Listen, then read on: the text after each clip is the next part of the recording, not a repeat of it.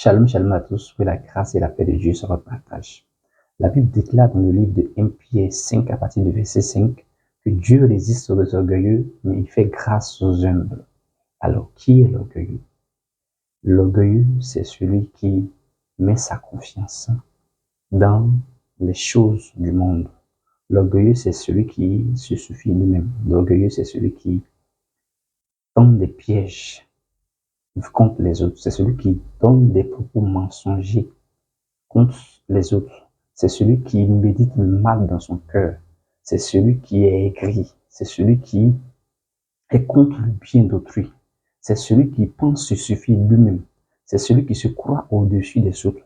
C'est celui qui n'a aucune empathie, celui pour les autres, celui qui n'a pas d'égard pour les autres, celui qui n'a pas de respect pour les autres, celui qui se croit élevé au-dessus de tout, celui qui se croit supérieur à tout le monde, celui qui croit toujours avoir raison, celui qui croit toujours être le meilleur au-dessus de tout le monde, celui qui se distingue au-dessus de la mêlée. Pas par humilité, comme on le dit, parce que le contraire de l'orgueil, c'est lui-même, l'homme, mais qui s'élève lui-même, qui s'élève lui-même et qui se donne, qui se dit être au-dessus de tout le monde. C'est ça l'orgueilleux. C'est celui qui manifeste ces choses-là. Souvent, les gens se cachent derrière peut-être la richesse, par exemple. Quelqu'un se dit qu'avoir peut-être les moyens financiers fait de lui quelqu'un qui est mieux, qui est supérieur que celui qui lave les toilettes, alors qu'il n'en est rien. Quelqu'un peut laver les toilettes, ton domestique peut faire des choses à la maison, ton gardien, tu n'es pas en quelque chose de meilleur que lui. Tu n'es pas supérieur à lui. Tu n'es pas élevé plus que lui. Tu as juste une position, un rang social plus élevé que lui, mais sur le plan de la dignité humaine, tu n'es pas plus élevé que lui. La preuve, tu as 5 litres d'eau, 5 litres de sang dans ton corps. Il y a également 5 litres de sang dans son corps. La Bible dit que l'âme se trouve dans le sang. Pour vous, tu me dis que les hommes sont égaux. Ils sont égaux en tout chose. Pourquoi Dieu résiste aux orgueilleux? Parce que ce sont des choses que Dieu estime mauvaises. Ce sont des choses qui sont contre la morale. Ce sont des choses qui sont contre la bienséance. Des gens, peut-être, l'orgueil, c'est celui qui abuse de son pouvoir. C'est-à-dire qu'il a une certaine position et il se sert de ça pour écraser les autres de façon délibérée, souvent sans justificatif. La plupart du temps même sans justificatif. Juste parce qu'il a une position dominante. C'est ça l'orgueil. Dieu dit qu'il résiste à ce orgueil-là.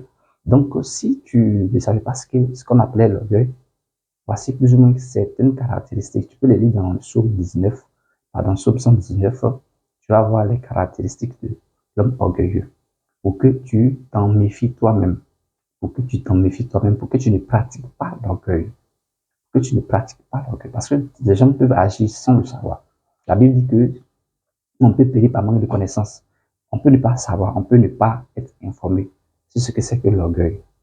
Mais quand on a l'information, la Bible dit que vous êtes heureux si vous mettez ces choses en pratique. Donc voici ce qu'on appelle l'orgueil. Et pour ne pas que Dieu te résiste, fais tout pour ne pas manifester ce genre de caractère. Et si tu manifestais déjà ce genre de caractère, demande pardon à Dieu, réponds-toi et change. Les hommes sont égaux. Les hommes sont égaux. La Bible dit que tout ce que tu veux qu'on te fasse, fais-le de même pour les autres. N'écrasez pas les gens. Ne soyez pas méchants. Ne soyez pas méchants. Parce que dans tout ce que l'orgueil manifeste, c'est la méchanceté. L'orgueil, c'est celui qui crée des querelles en un point fini.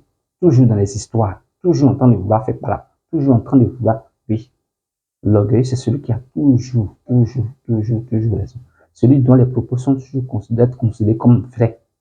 À part lui, personne n'a une science infuse. Personne ne connaît l'orgueil. L'orgueil, c'est celui qui n'aime pas la paix. C'est celui qui aime tendre les pièges aux autres. C'est celui qui aime dénigrer les autres, rabaisser les autres. C'est ce qu'on appelle l'orgueil. À l'inverse, l'humble, c'est celui qui exerce la justice, qui exerce la justice, qui exerce la miséricorde, la bienveillance. C'est ça l'humble. Dieu dit qu'il fait grâce à ces personnes-là. Il fait grâce à... Il y a des gens qui ils ont des moyens, des grands moyens énormes, mais ils sont toujours humbles. Ils sont humbles. Peu importe la position, ils sont humbles. Par contre, il y a des gens qui n'ont pas forcément les grands moyens, mais qui sont très orgueilleux. Il y a des gens qui ont les grands moyens, qui sont très orgueilleux. Voici pourquoi l'orgueil est très souvent rattaché à la richesse. À tort. Parce qu'il y a des gens qui, malgré leur richesse, sont humbles. Par contre, il y a des gens aussi, à cause de leur richesse ou à cause de leur position sociale, veulent écraser les autres. C'est ça un peu la distinction.